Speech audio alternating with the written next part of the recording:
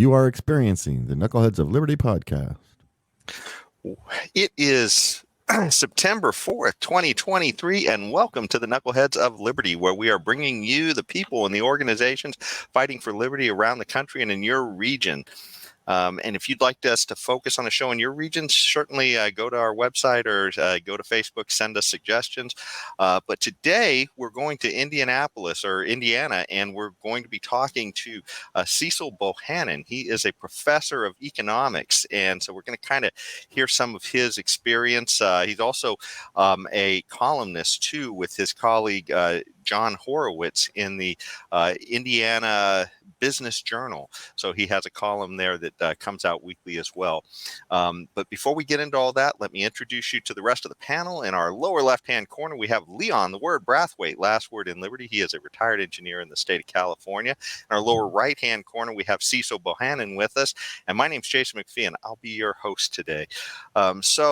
Let's jump right into it. Cecil, you are, let me bring up the web pages real quick. So here's a description page of you real quick. This is over at Heartland, but it shows you being a professor of economics at Ball State. And here is the Indianapolis Business Journal page that shows a lot of your columns there.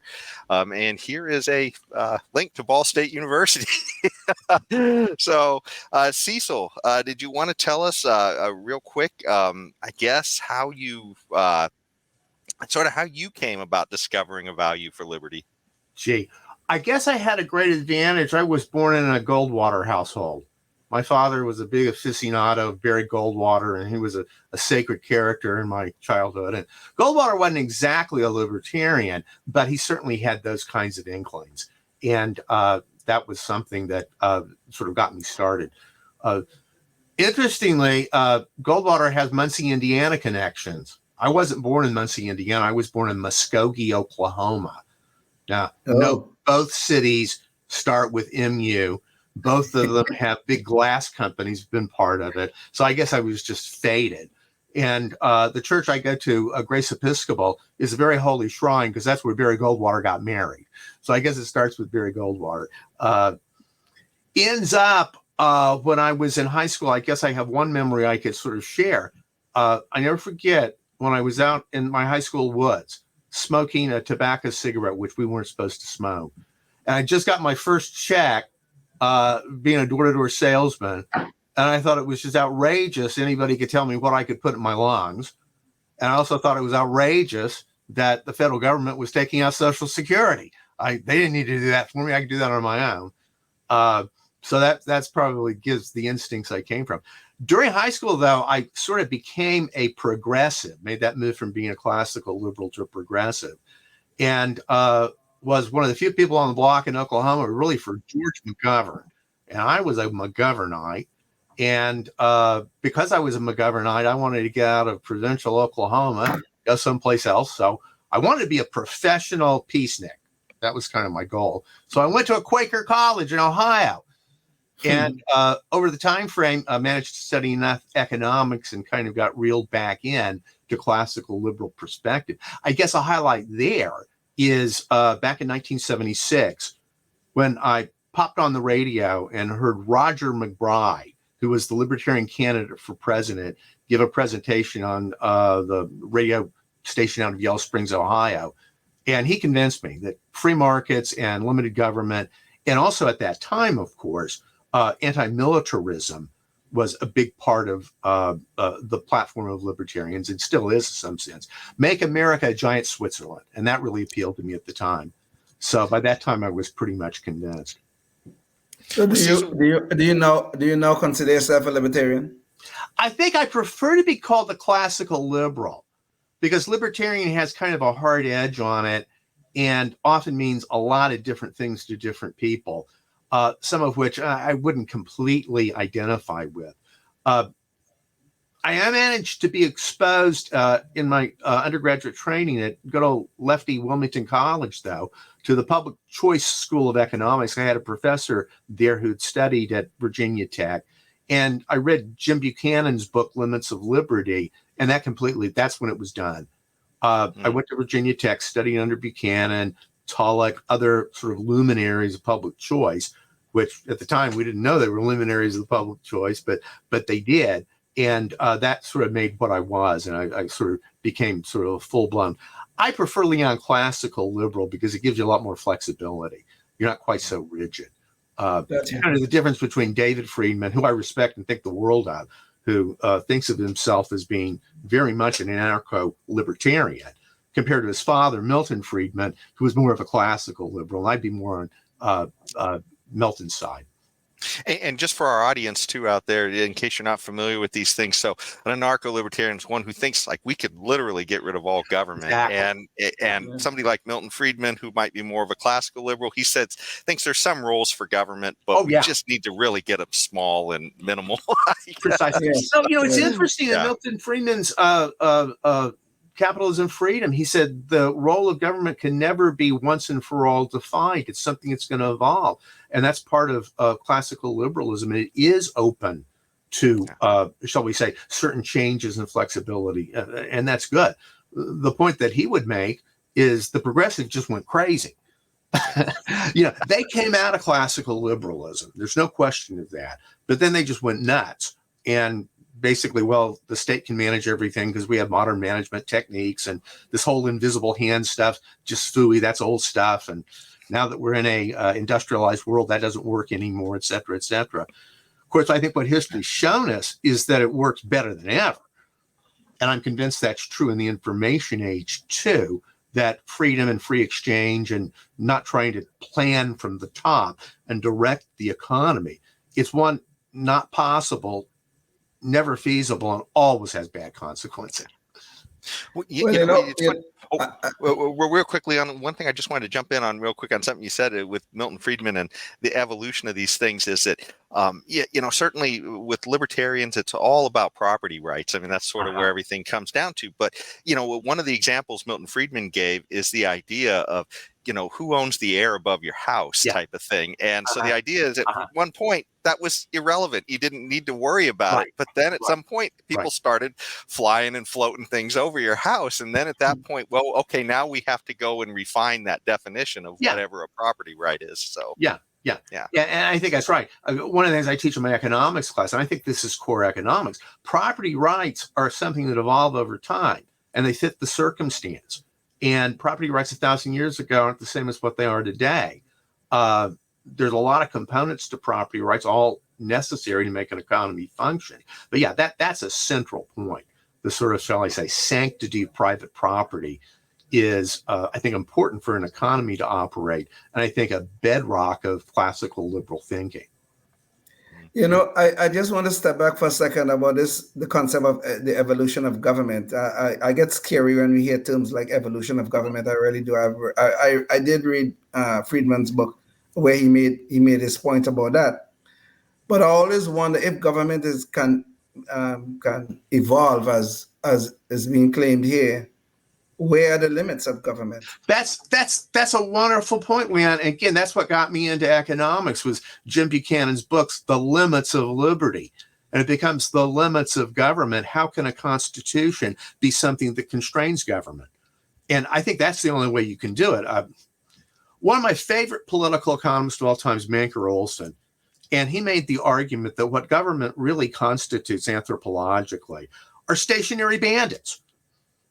You have these bandits that go around, they rove. Well, once the bandit becomes stationary within the confines of the domain they have control over, they're going to try to steal as much as they can. But they have an incentive to make sure there's some productive activity, because you have to have some productive activity so you can engage in theft. And you also want to keep other bandits out. So you do kind of give law and order, and you begin to respect things like private property rights, not because you're beneficent or you have some high ideals, but because it's revenue maximizing for you as a stationary bandit. And I think that's a very good model, sort of what government is. And the question is, can we use this thing called democracy, this great tradition that's developed almost happenstance by accident that we happen to be part of, that says, no, we can limit government. We can limit government. I think one of the 1381 When was it? Parliament told the king in England, you can't raise taxes without our permission. That was an enormous achievement, in human history. And we fortunately are heirs to that. The notion that the king can't just do anything he wants. Well, everybody else in the world, they could. Somehow or another, in the English-speaking world, we kind of got out of that, or at least had some constraint on it.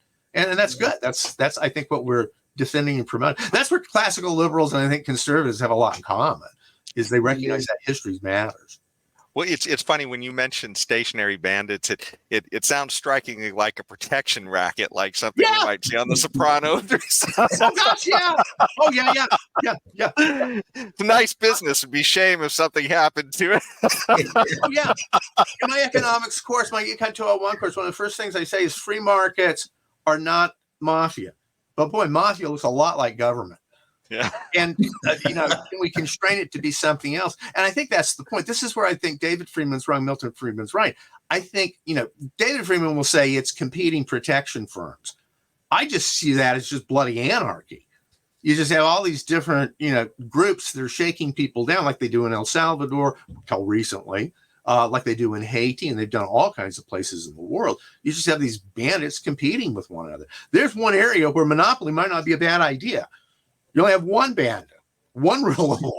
That's probably not a bad idea, I think. And again, I respect my anarcho-libertarian friends, but I just think they're wrong on that. I think you have to have some minimal function of the state, and only one state. I think that's the only thing that's going to work.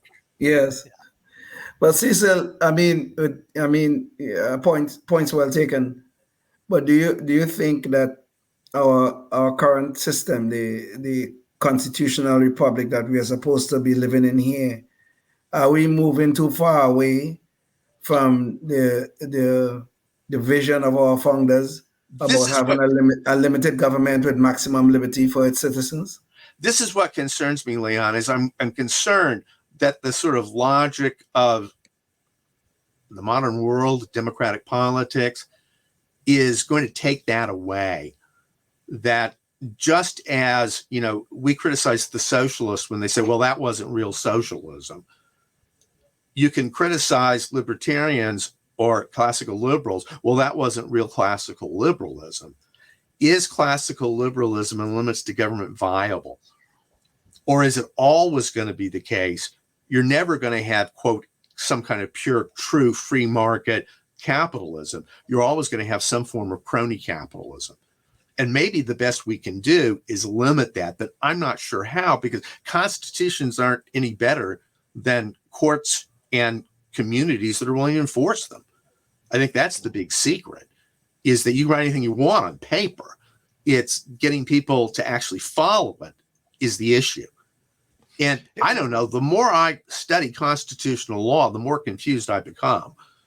And what it seems to me is, what's the Constitution? It's what the Supreme Court says it is at this point in time. And then ultimately that becomes what law professors are churning in law schools, is what they think the Constitution is. And I think I have a vision of what the American Constitution is. It is supposed to limit government and give its powers. But it's been so used to do all kinds of other things that, is that going to be viable? I don't know. I hope so. Yeah. Okay. Well, it's certainly, we saw this all challenged with COVID times and everything else, where it just seemed like things were up in the air, and it didn't seem like things we thought were in valuable rights, I guess, to things like speech. Suddenly the government is going in there and both covertly and overtly trying to silence us. So I know. Yeah. It's just before COVID, Cecil, Jason and I and James were on a show, a public access show, and we were arguing if it was constitutional or whether it was illegal to quarantine sick people. Mm-hmm. And that was our last show just before COVID. And lo and behold, a few weeks later, we were talking about quarantine all people, sick or not. Mm-hmm. It was just a dramatic thing in our eyes. I guess Jason can speak for himself to see. Well, Go ahead, Jason. Go ahead. Well, no, I was just going to say we thought we were ahead of the curve talking about quarantining sick people. Exactly. Exactly. And the idea that they just went all out and said, no, we're quarantining everybody. Mm-hmm. It was amazing, and this gets back to the whole discussion we're having about this evolution of government. So if we have no limits, government can evolve into anything, either evolve into something good, which it never does, or evolve into a monster that takes away all our liberties, as they did during the COVID, essentially. Well, this is the thing that again gets my attention. Nobody out there is arguing for smaller government. And that position that the Libertarian Party always took is just, you used to have a constituency in the Republican Party that would say constrain spending, but that's gone. I mean, they'll say it's a sliver, and they'll talk about it, but they won't do it. Yes. No one's going to say what Grover Cleveland said, and he was a Democrat, by the way, but he was a classical liberal, that no, it's very sad that farmers in Texas had a drought, but it's not the job of the government to take care of them. No. The whole idea is that endless entitlements for everybody all the time are part of our birthright as Americans, whereas that's not what I was raised with or I was led to believe. Because you don't want to seem mean. You don't want to seem mean to the old people or to sick people or to people that are poor. Where are the libertarians that are arguing for let's eliminate food stamps? We used to do that, but now nobody does that. It's now become sort of the ethic of government should take care of everybody all the time, whenever they're in problem. And that's a prescription for disaster. I don't know. I'm not sure I put this up, but do you know who Daniel DiMartino is? No. I definitely, I've heard the name, but I can't remember. He is a Venezuelan refugee, and he came to the United States, and he's studying to get his PhD at Columbia. And if anybody is open to the idea of immigrants coming in and having a shot in the United States, it'll be Daniel. And again, I think that's something the classical liberals are for. Unlike conservatives, we welcome foreigners. We think it's great. We just don't want to put them all on welfare. That's the whole point, because welfare is not good for us. It's not good for them either. It's not good for anybody, man. It's a disease of dependency. Precisely not. And he made the point. He went to one of the hotels. He's in Columbia University, and he's working for Manhattan Institute. And he did a report on Venezuelan migrants that were in New York City. And of course, it's a mess there. And he made the point that as much as you want to think it's compassionate, to how did he say it? Was something like, New York City on its own cannot provide a guarantee shelter for all the oppressed of the world. No country can. And that's part of it is, have we gotten so generous that we think, of course, it's never my generosity. It's Bill Gates's generosity. We're going to tax all those rich people, and that's how we're going to take care of all the poor and oppressed of the world. Yeah, it's that endless virtue signal of reaching into somebody else's pocket. Right. And I think that's the constraint there. As Margaret Thatcher said, at some point you run out of other people's money. Yes. And if we look at the CBO projections, we're very quickly running out of other people's money, and nobody seems to care about it. Used to be Republicans would scream about it. At least some Republicans would. Now they're all saying, no, let's not worry about that. Social Security's a right.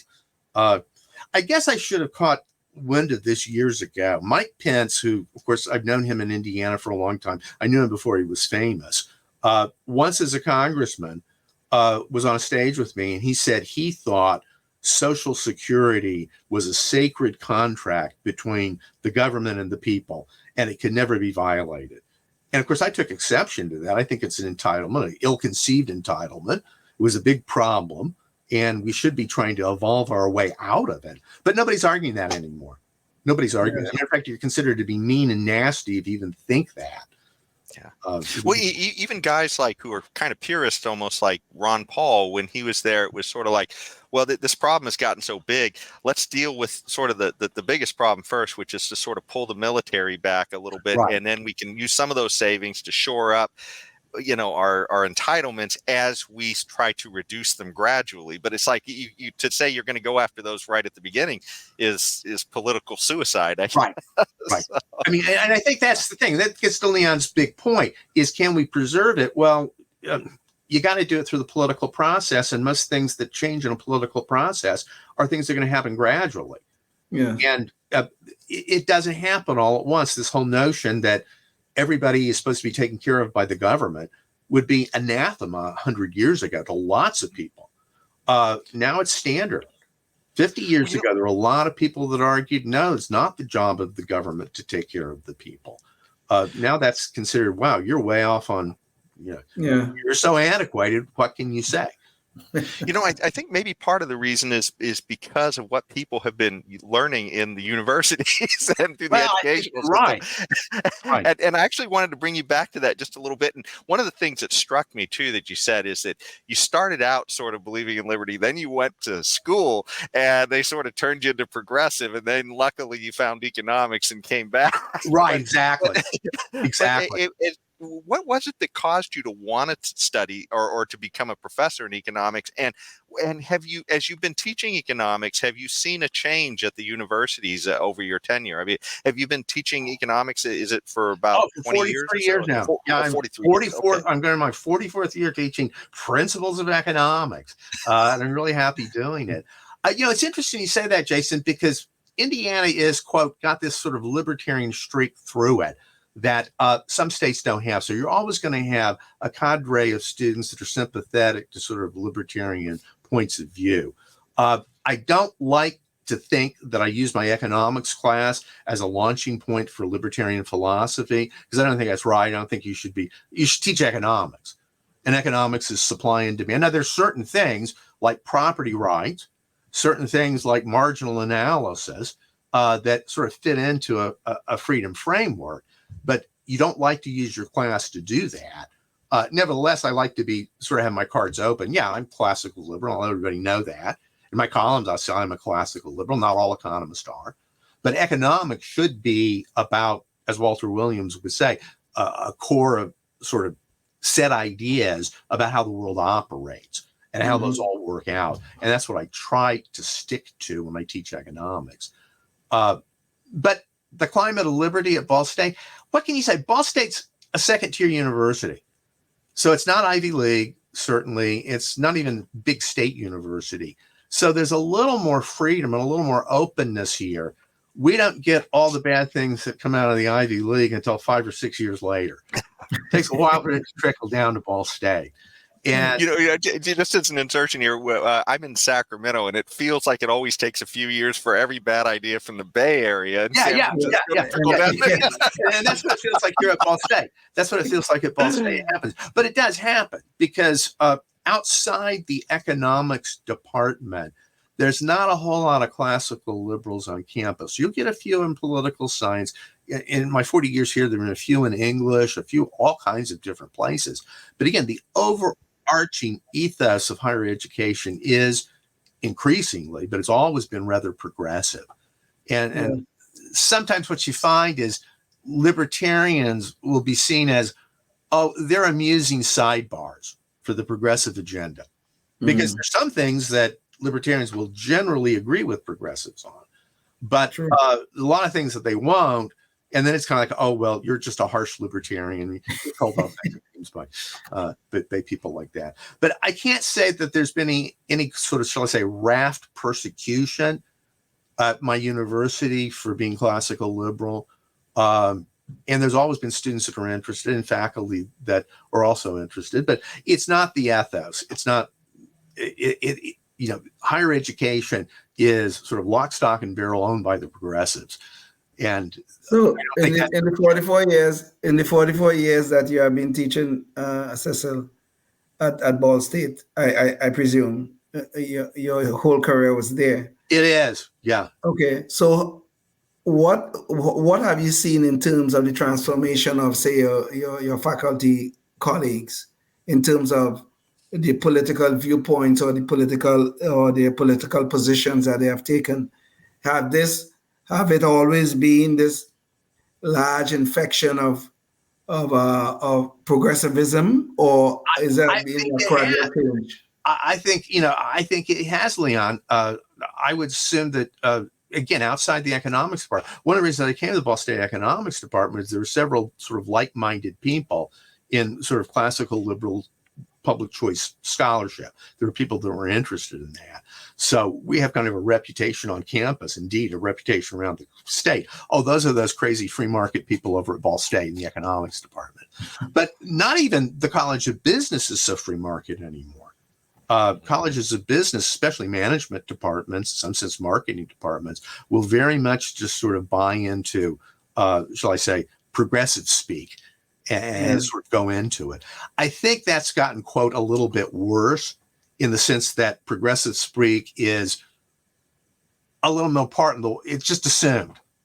It's just assumed. Now, this was 30 years ago, but I never forget when President Clinton got elected. And one of the things Hillary Clinton wanted to do, of course, is put together Hillary Care, which was a sort of Obamacare light, something like that. And I was asked to be on a panel on that. And it was a couple of people from the English department, somebody from health, somebody from somewhere. And one of the my colleagues on the panel said, well, no, we're all for this, aren't we? We're all for this change. I mean, nobody's against this, is there? And it was just assumed, because she was an English professor, that, well, anybody in their right mind sees that we have to go to some socialized system of medicine. How can you assume anything else? And that's part of what, again, that was 30 years ago. And I don't think that's changed much. It has become perhaps a bit more strident. It can become a little more nasty, too. Yeah, I think that's the whole thing. The cancel culture thing can be nasty. You can, all kinds of things can happen that maybe wouldn't have happened because people had better manners 30 years ago. That's true. That's true. Well, it's funny on that trend that you noted too. It seems to be echoed by Jonathan Haidt in some of his discussions where he's talked about social science studies. They seem to be maybe they used to be 70-30 on campuses of progressives to sort of conservatives. Now it's literally like 20-1, except maybe in economics. But even economics, it sounds like you guys are sort of the last holdout. There's something like that. There's something like that. But no, traditionally, again, Jason, most economists haven't been that libertarian. Most economists would understand a free market and have certain sympathies for it. And that's one of the things I think economics will do. But most economists have and always have been registered Democrats and are, much more interested in trying to figure out how to expand the welfare state than contract it. Yes, that's true. Well, we're just about out of time with our public access audience because we send the first half of the show there, but the conversation is going to continue online. So I just wanted to let you know, if you're watching on public access at this time, go check us out online and you can hear all the interesting things we're going to continue to talk with Cecil about what's the role of a classical liberal nowadays, things that are going on with the drug war and the state of our economy and such. So if you want to catch the rest of that, go check us out. Spotify, Facebook, Rumble, YouTube, Knuckleheads of Liberty. Go check us out there. Okay. Well, back to the show. So go ahead with whatever you were right in the middle of, Cecil. Gosh, what was I right in the middle of? Well, again, it seems like lean times for classical liberals, but we've been through lean times before, and I think that's an important thing to understand, that when progressivism, and I'll use sort of some inflammatory language here, reared its ugly head in the 1880s and 1890s, everybody was saying, okay, this whole Adam Smith stuff, it's gone. Free markets don't work. We have to have the heavy hand of government. We need all these reforms. And you certainly have got the progressive movement. That continued on until 1920s when it kind of swung back the other way. And then again, classical liberals, one of my favorite classical liberals, I'm not sure if he's a classical liberal, but I think he is, Calvin Coolidge. Mm-hmm. But he was a classical liberal that was anchored to, I think, some of the common sense that's necessary to have a functioning economy and functioning society. How many politicians would do this? Here's a quote I have from Calvin Coolidge. There is no dignity quite so impressive and no independence quite so important as living within your means. And he said that like 1923. And the idea is, except in exceptional circumstances, no one's supposed to live off the government, whether it's a big corporation, whether it's workers. Whereas now we have an ethic that says, oh, the bottom 50% of folks in the income earning class shouldn't pay any taxes at all. And if anything, they should get additional compensation for just not earning much money. Yeah. And that sounds very nice. It sounds very sweet, but you can't save everybody in the world by trying to help them. Yeah. I don't know of any economic growth that occurs in any economy because you just hand out money to people. What you hope is that individuals can be free and autonomous and self-sufficient. And I think that's an ethic of liberty that is necessary to reestablish. But I don't think anybody believes it. Mike Pence thinks that Social Security is your entitlement. I don't think it is, right? That you have a right to health care. New York City says you have a right to shelter. Well, no, you don't. My mom told me, what do you have a right to, Cecil? Whatever you earn. That's it. Right? Here's a blank piece of paper. That's what your rights are. Your rights are basically negative rights, not positive rights. Once you start saying that rights constitute my claim on your pocketbook, except in some very sort of limited ways, I think that's the problem. The whole notion of the positive rights that people are owed something is problematic. Sorry, Leon, just for our audience to break in real quick. So that negative rights essentially means anything that it doesn't require somebody else to do something for you. Precisely. Whereas the positive right allow you to reach in and demand somebody else do something for distinction. You. So. Yeah, I think it's attributable to Isaiah Berlin. He made the distinction. And by the way, he actually believed there should be positive rights. But he made the point, the right to be left alone, the right to worship as you please, my right to free speech, our right to do this, right? Yeah. On our own dime. That's a negative right. Someone cannot come and shut us down. But it's a different thing when we say the public sector has to pay Jason a stipend to run this show because we need more public access television and the government should pay for that. You know, it's my right to run this show and have you pay for it. And you pay for it. I can write whatever I want, and you have to pay for the crayons. Right? Yeah, exactly. Yeah. No, you pay for your own damn crayons. That's fine. You know, you can say anything you want. But those, I think, are the basic rights that our founders had in mind. And I think they're the rights that make an economy operate. It's a good debate as to what do we do when people are in great distress. I mean, I'm not terribly offended by National Guard going in and cleaning up things after there's a terrible hurricane and public funds being allocated to help people in times of stress. That might be something I'd buy into. I mean, it's not strictly libertarian. That's why I prefer to be called the classical liberal. A strict libertarian will get all upset about, well, we're giving money to people when there's a hurricane. Classical liberals not going to worry about that too much and just say, well, that's probably the best way we can do it. We'd like to have private agencies do all this, but sometimes the public sector may be able to come in and do some things. I think this is where I really do differ with libertarians, and truly, because I do not see anything wrong with a temporary allocation of funds, public funds, to help people through difficult times, whether it's a hurricane or even if somebody lost a job on Friday and they need some help over the next say a month or two or whatever it is, to try to get them back on the feet. I don't see anything that. My problem is when it gets into where people are actually sitting around and waiting for somebody else to go to work to maintain their standard of living. I mean, for someone who have grown up in the Christian faith, I mean, the sixth commandment told us 6 days we shall work, and the 10th commandment tells us we should not covet our neighbor's stuff. Right. Okay. Right. So and that 10th commandment, people don't even understand it. That's about property rights. That's what we're talking about. Sure. That you having claims on other people's stuff. So if we go back to those fundamentals, whether you grew up in the Christian faith or just through natural thinking, you will see the dangers of the dependency that government creates when they allow people to sit at home or allow corporations to be subsidized in their activities. it's a really create a disease of dependency that is really destructive for society. Well, it's destructive for society, Leon, for a couple of reasons. One, it's going to bankrupt us.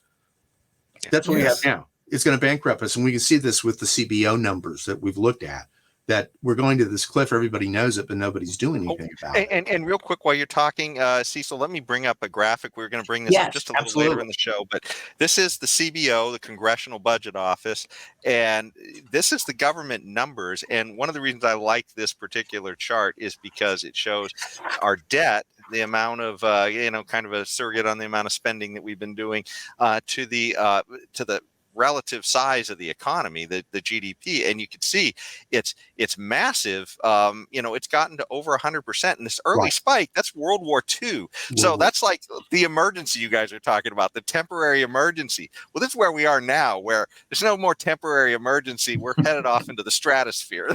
That's the real emergency. I hope to live to this age, 2053. I'll be 100 or 99 that year, so I hope to make it. But the CBO projections are, if things stay the way they are, federal government revenue is going to be 19% of GDP, which I think is too high, but outlays will be 29% of GDP. Yeah. So in that particular year, you're still going to have 10% of American GDP would be a deficit if current rules hold. And there's not a whole lot that can change. You're going to have to do something. And nobody wants to come up with this, because Democrats have learned that if they propose tax increases, they're going to lose. Republicans have learned that if you propose entitlement reductions, you're going to lose. So there's no winning here. And you hope that the public can be smart enough and adult enough to be able to offset that and to see that. But I don't see how we get out of that when nobody on either side of the fence is really willing to do anything about it one way or another.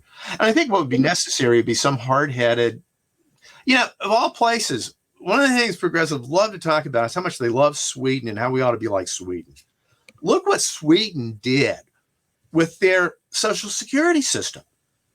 They basically said, okay, these are the taxes we're going to assess on people that are working. Now, all folks that are in the retirement pool, this is what you get. You don't get anything more. And if we don't get as much revenue, guess what? Your stipend goes down, and that's what's going to happen. Well, that's not this sacred trust. We promised you something, we have to give it. That's a hard-headed, reasonable sort of approach to things by these heroes of the left. Sweden. Of course, Sweden's a country of 10 million people. They can't bankrupt themselves. They're incapable of doing it. They can't. The problem we have is we're such a big country and we can issue so much debt and the world will take it, that we've been able to carry this thing on for years and look like we can do it for another 30 years. But something's going to have to give. But Cecil, one question I really wanted to touch on with you, being you're a classic liberal and you're economist professor. Philosophically, I understand your point about Social Security. I do, but this Social Security system, as it was envisioned, was where the government has forced us, people who are working. I'm retired now, but people who are working force us into this contractual arrangement whereby we donate into this fund. I know the fund is not in a lockbox like Al Gore suggested. I know that, but they forced us into this contractual arrangement whereby we've donated this fund that is supposed to be in the lockbox.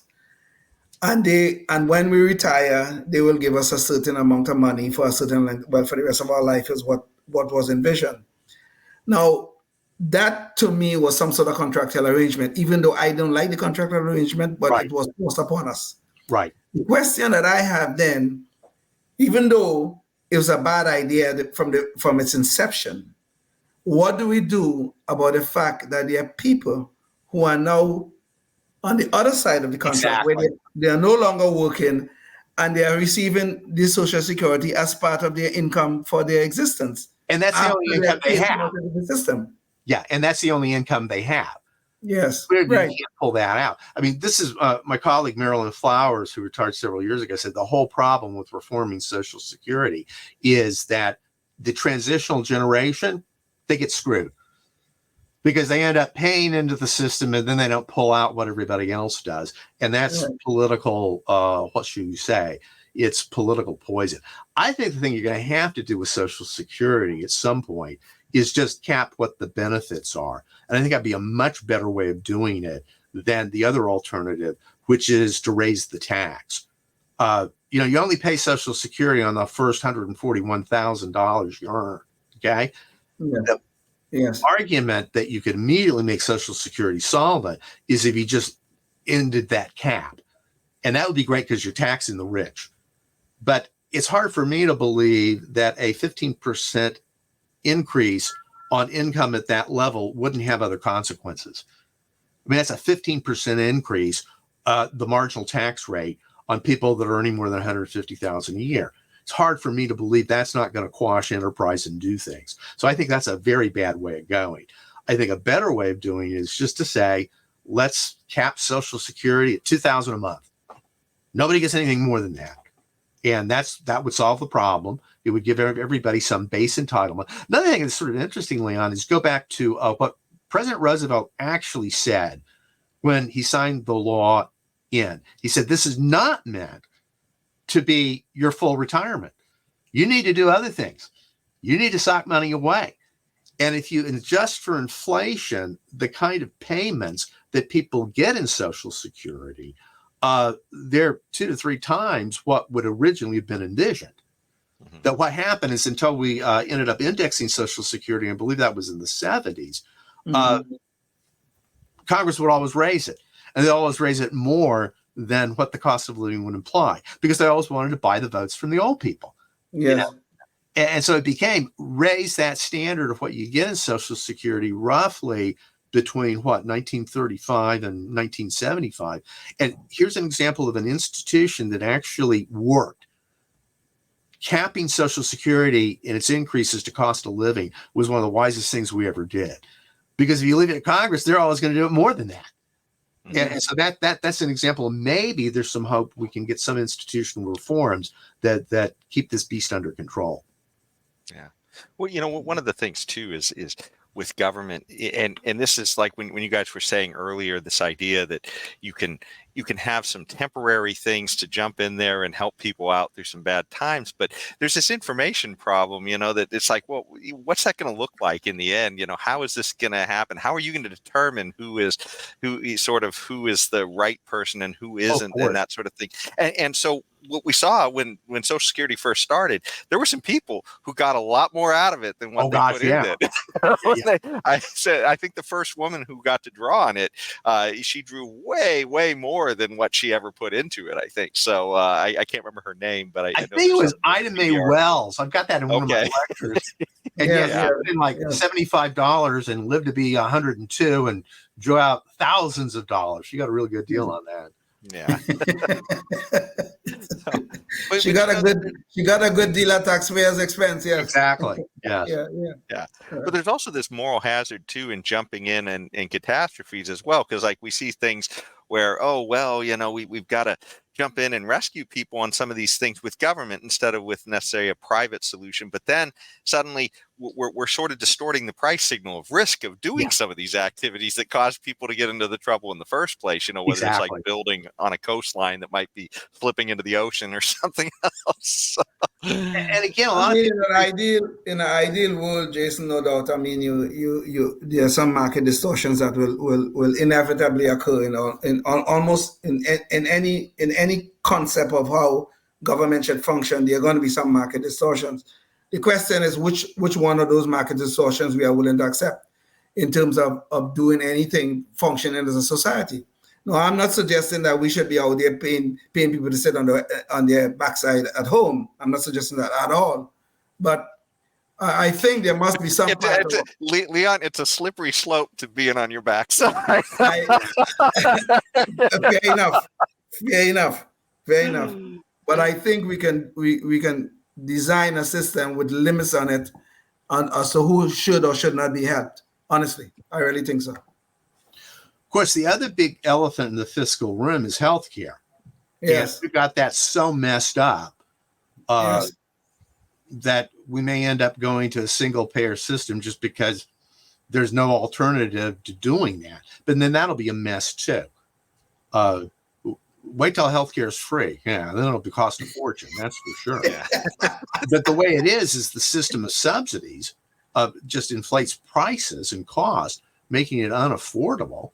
Yeah. And what have you got? You're back to that moral hazard problem, Jason. People will not take advances in their pay or try to build their skills because they're afraid of losing their health care.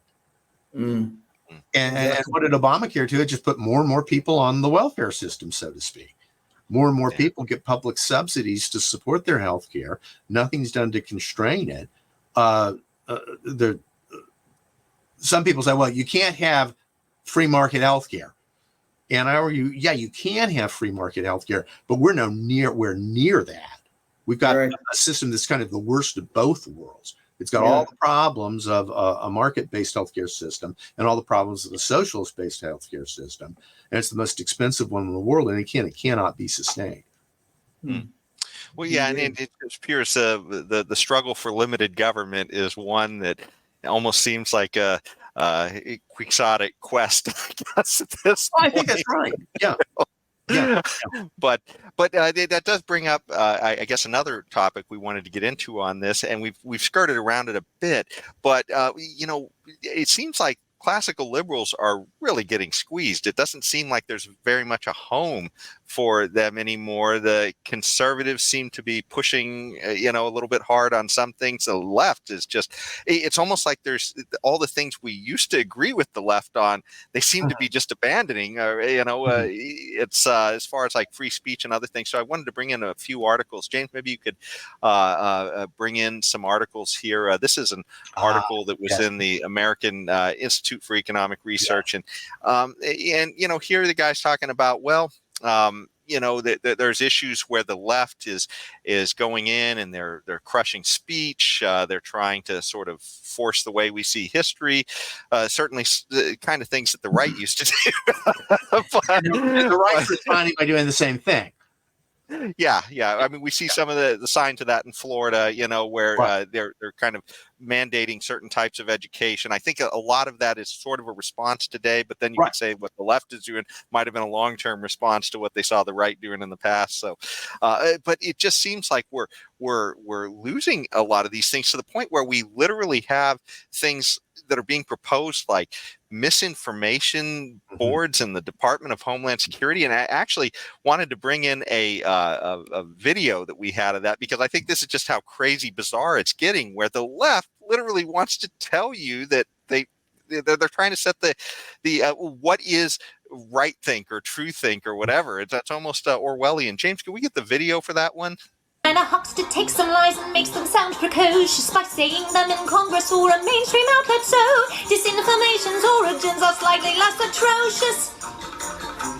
It's how you hide a little lie. It's how you hide a little lie. It's how you hide a little lie. When Rudy Giuliani shared bad intel from Ukraine, or when TikTok influencers say COVID can cause pain, they're laundering disinfo, and we really should take note and not support their lies with our wallet, voice, or vote. Oh!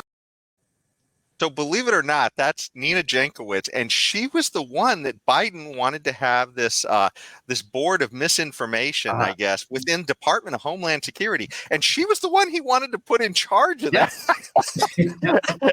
Just essentially singing about the way she wants to crush misinformation. Well, what is misinformation? I mean, that's the whole classical liberal project, is to figure out that we can all try and pursue that on our own to figure out what those truths are, and the idea to have government stepping on that. But then, of course, there's other areas too.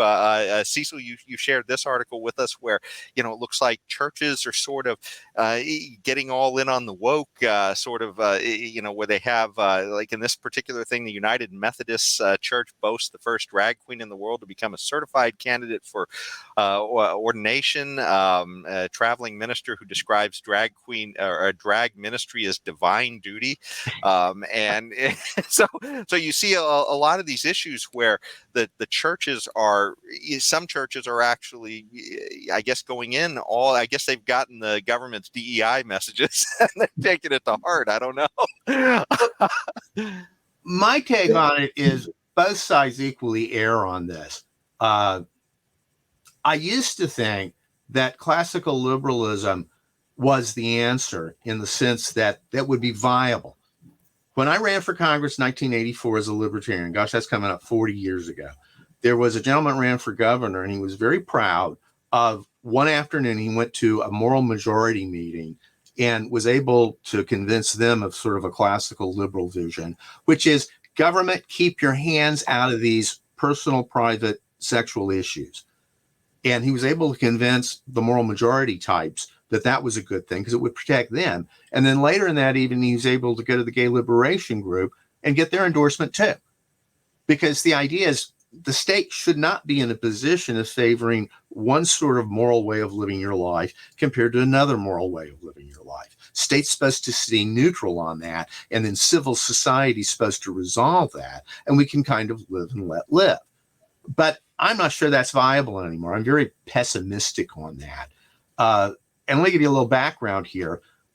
Back in March, Governor DeSantis had a press conference, and he did something that was just absolutely brilliant.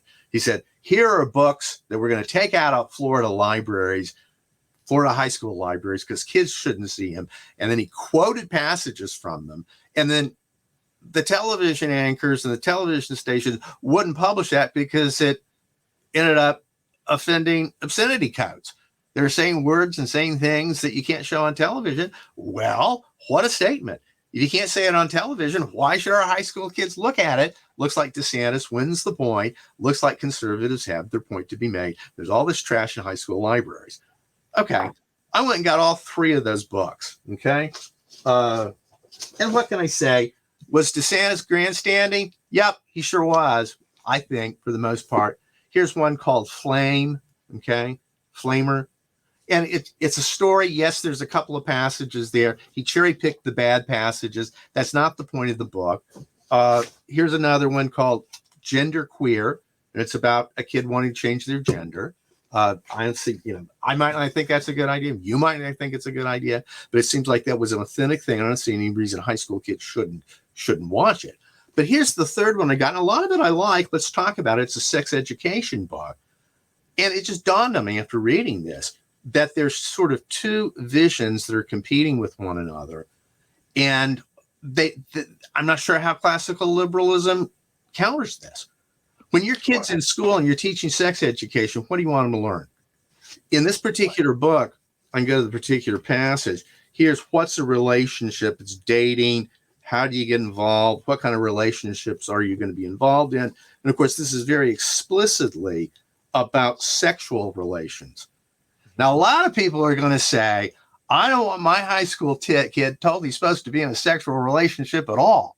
That's not mine. But here's what they say. Romantic relationships come in different flavors. There is no wrong choice. You can explore as many or as few as you fancy. One's a monogamous relation, being exclusive. Second, polyamorous relationship. Third, open relationships, swinging. Next, casual relationships, that is friends with benefits. Companionship relationships, and these are all the same. Well, I don't know. You don't have to be a conservative Christian to say that's not what you want as a role model for your kids. And I don't know. I'm probably more liberal than a lot of people on these particular margins, but you can certainly understand how a lot of people are going to object to that as being the basis for sex education for their kids. Now, what's the libertarian answer? Well, you have different school systems and you can choose and pick and choose. But if public funding's involved, then what can you say? Everybody's paying for everybody's school system. And I think that just makes the whole thing intractable. I'm not sure we can even deal with these issues in a way that's workable. I wish the libertarian approach, the classical liberal approach of live and let live would work here, but I don't think anybody's going to accept it. Well, I was just going to jump in. So you kind of touched on what I was going to jump to, which is the idea of, well, just have radical school choice. I mean, allow the government dollars to be spent, but don't put a government standard on it. Just say, hey, look, your kid, it's tied to their backpack. They go where they want to go, and we're not going to set a standard. I know that's kind of the hidden pitfall in a lot of these, is that there will be a government standard, Right. and therefore it's Right. an illusion of choice. But if you could get away from that and just say, hey, look, you want to send your kid to madrasa, you want to send your kid to some sort of math academy. Either way, that's your choice, and then let competition rule which school wins or which version of sex education is the best. Right. So, Right. Well, but on the other hand, what can I say? I mean, I went to another thing to try to get some balance the other way. Here's a lovely group called the Center for Faith, Sexuality, and Gender, and they have they're conservative, they're Christian. You look at the bottom line, though, independent of all the things they're saying, they say, according to God's design and intent, sex difference is an intrinsic part of marriage. And they say all sex outside of marriage is sin. While same-sex marriage is legal in some countries, it does not represent a historical Christian view of marriage. Okay, true enough. Their sex education program is going to be very different than let's talk about it. And what can I say? My lesbian friends are going to say, oh, well, you can send your kid to a private school, but if they're teaching that and they're vilifying us, I don't want to pay for it. And the conservative is going to say, well, if you're teaching kids all relationships are the same and it's fine to be polyamorous, and that's a good thing to do, and that a little porn's not bad for you. Conservatives, Christian, Islamic, all kinds are not going to like that either. And as long as public funds are in that, people are going to assume or assert that they've got veto power over those kinds of things. And I just find it to be intractable because I don't think people are willing to put down their guns at this point.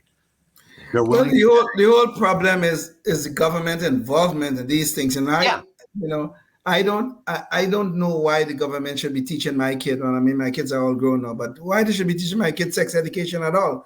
Teach them reading, writing, arithmetic. Teach them social studies and all the other things that are necessary for a well-rounded education. But why they have to be teaching? Well, they don't allow. The government is not allowed to teach us anything about any sort of religious things in the schools. Fine, okay, fine. I could understand why that may be the case, but why the sex education? Why is that? Why is that not a role? That is something that parents should be doing for their children. I agree with you, Leon. It should be done by other institutions, but there are people that are going to want that to be in the schools, and it's going to be very hard to pull them back from that. And with health education and other kinds of social science, I mean, part of it maybe is just school creep, that schools have become now sort of co-parents. And that's part of the problem. That's part of the expansion. Well, and I actually wanted to jump in on that real quick because I hadn't expected to talk about that. But I actually have kids of school age. And when we talk about the school creep, when COVID hit, the thing they jettisoned first was the actual education. That they jettisoned. But what they didn't jettison was the school lunches. So if your kid was, not going to school, they wanted to make sure they could still show up with a mask on to pick up a lunch. Yes. Which wasn't the point the education, but now suddenly it became it becomes this co-parenting. Exactly. Sorry. But again, I think part of the problem here, Leon, and again, it goes way back. In the 1830s, most states ended up putting in their constitution that it's the job of the state to ensure uniform, publicly financed education. A great debate I would like to go back and look at again was between the Archbishop of Boston and I believe it was Horace Mann. It could have been another Unitarian minister. And the argument then wasn't whether or not the Bible should be taught. Everybody agreed the Bible should be taught. But the secular side said, you just read the Bible to the kids and let them interpret it. The Bishop of Boston said, no, we can't do that because kids aren't capable of interpreting the Bible. They need somebody to interpret it. And we Catholics are going to do it for our kids. And so what you had is this long march of 100 years plus where American public education was really Protestant public education. And the Catholics kind of had their own side system. Then all religion kind of got thrown out of schools.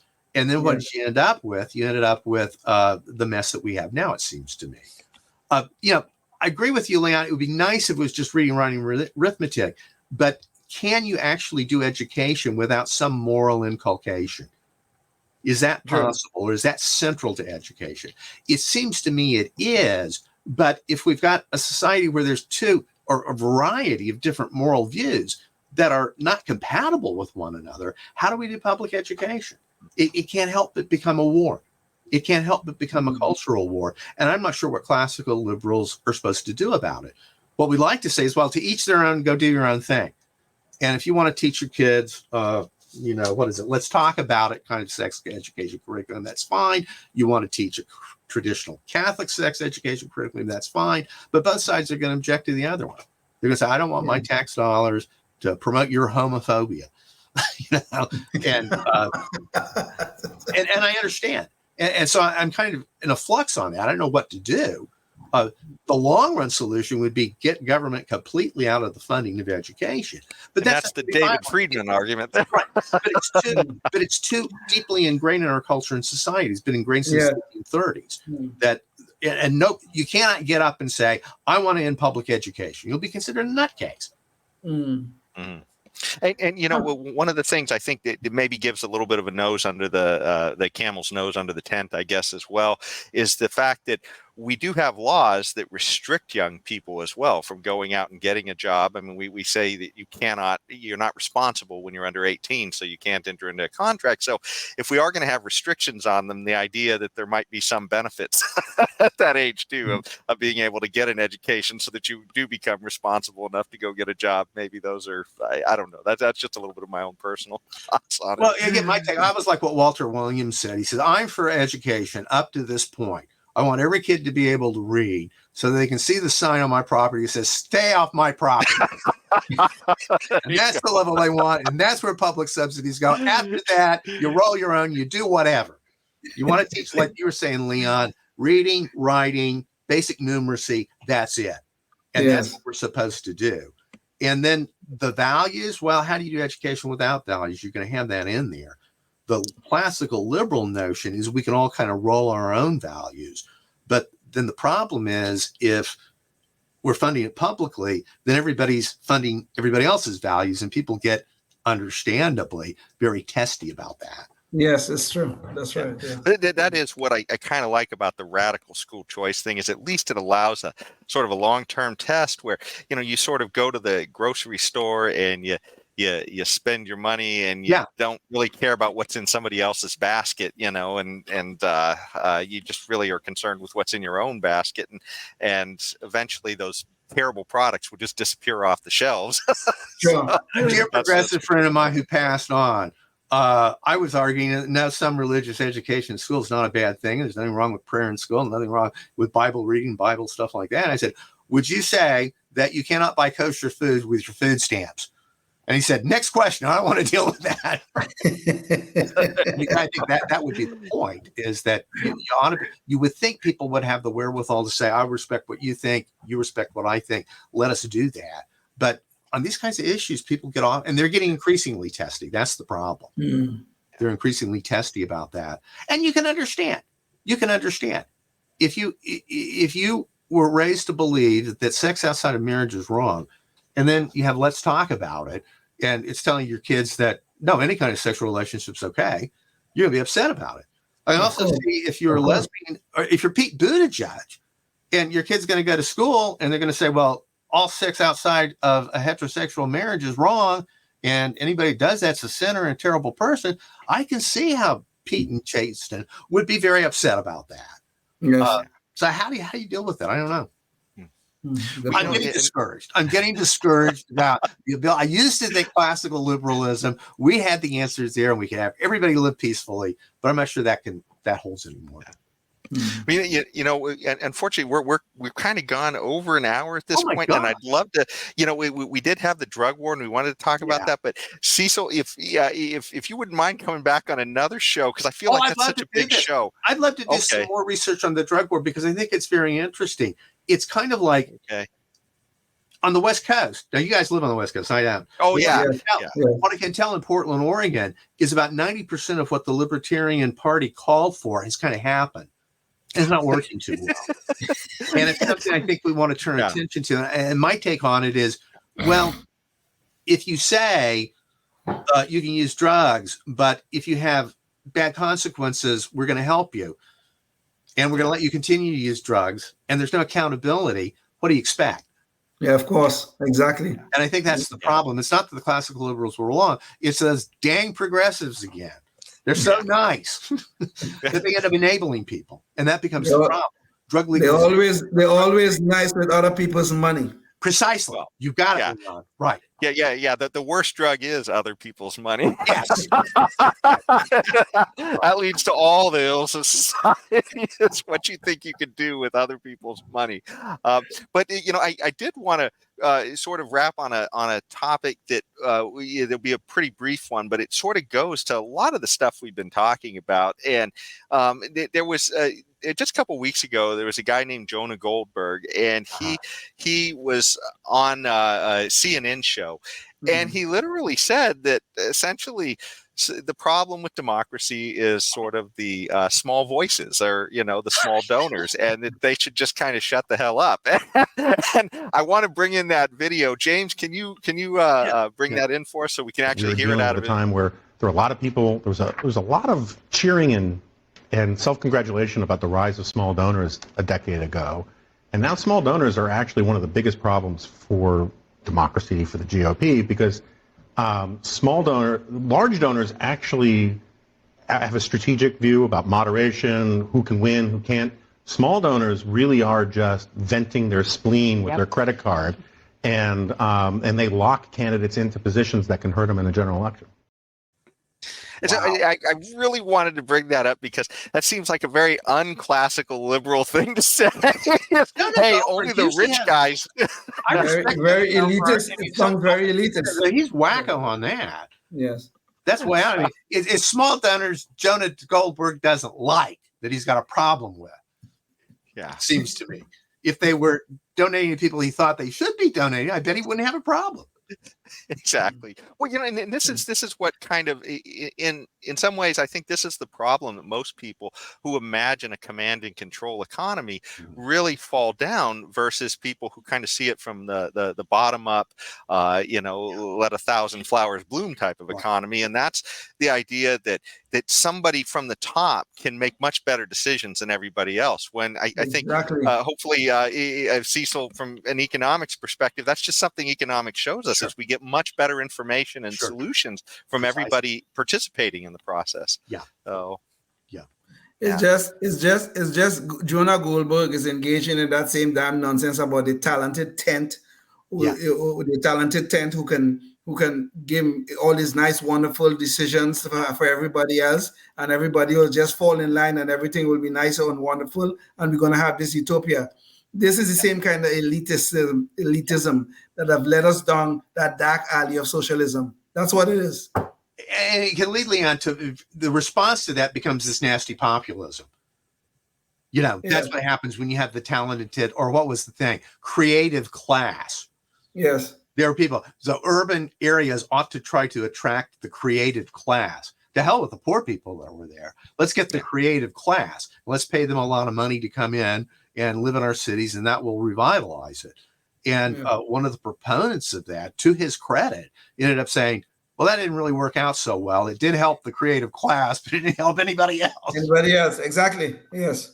And you kind of got to there's an egalitarian version of, classical liberalism, I think, is based upon the notion of equal rights and also equal dignity among people. That just because someone's got a PhD doesn't make them any smarter than somebody that just didn't get out of high school and got through the school of hard knocks. As a matter of fact, having a PhD and being surrounded most of my life with PhDs, I can attest to that. PhD just means piled higher and deeper, and you're persistent and stubborn. Doesn't have anything to do with wisdom. But no, I defending the thesis at all costs. Yeah, it's basically being able to be persistent enough to rag on people until they sign off. But after all said and done, I think there is something classical liberalism that's much more attractive in terms of its egalitarian appeal. It really is for equal dignity amongst people. That's the thing that matters. No classes, no groups, no races, nothing like that. Equal dignity amongst humankind. And both those on the right and those on the left often violate that. And what gets me is a lot of people on the left say they're for equality. Boy, they're the most elitist people I know. Yes. They're the smart ones that know what's going on. They're going to tell you what to do. And this was kind of that comment was kind of surprising coming from Jonah Goldberg, because Jonah Goldberg essentially was a guy of the right. A little bit of libertarianism, a little bit, not much, but he was a guy of the right. And then to hear him make a comment like this on CNN, Jesus Lord, I mean, I was surprised to see that, because usually he's a fairly reasonable guy. Yes. But you realize, there is such a thing. I mean, I'm not a fan of Trump. I've never been for Trump, but there is such a thing as Trump derangement syndrome. Yeah. There are people who can just say anything that makes Trump look bad. It's crazy.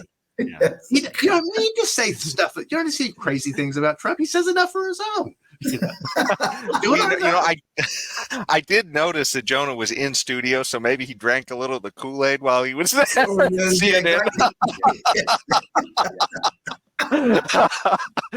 A little too much. Well, Cecil, I think we're just about wrapped up, but did you have any last thoughts you'd like to leave the audience with, or, anything about, what you picked up over the lifetime of teaching economics, some insight that you want to share with the audience? Oh, gosh, I think there's certain tenets of economics and certain tenets of classical liberalism that really are timeless. They really don't change. We were talking about change early on and how institutions change, and they will, and laws are going to change and all that. But humankind desire for individual dignity, I think, something that's there. You got to earn what you consume. You got to live within your means. There's certain timeless truths that I think ultimately are the things that save us, because there's no way you can get out of it. And again, there have been dark times for classical liberalism. The Mont Pelerin Society was founded in those dark times, but classical liberalism did come back. It might not come back in my lifetime. It may be these are 30-year, 50-year cycles. I don't know. But the idea of having a limited government that doesn't take an inordinate part of everybody's paycheck and allows people to live their lives as they see fit, I think it's an incredibly compelling vision. And I hope that's what my children and grandchildren get. Indeed. Well, that sounds like an excellent place to leave things off on. And for our audience, I want to thank you for joining us for another conversation, and just how people like you are advancing liberty both in your area and across the country. Again, you can find a lot more conversations that we've had with people like Cecil on Facebook, YouTube, Spotify, and Rumble. You can go check out some of our prior conversations. And until the next time, I'd like you to consider just what you can do in your community to try and advance the cause of liberty, and help people to remain free, because, boy, I tell you, we need you more now than ever. Yes. Again, thanks for joining us. Until next time, stay tuned. It was a joy, Jason. Nice to meet you, Leon. Life, liberty, and the pursuit of happiness, always and forever. Thank you for listening to the Knuckleheads of Liberty podcast. Find us on Facebook, Rumble, YouTube, your favorite podcast network, and at knuckleheadsofliberty.com.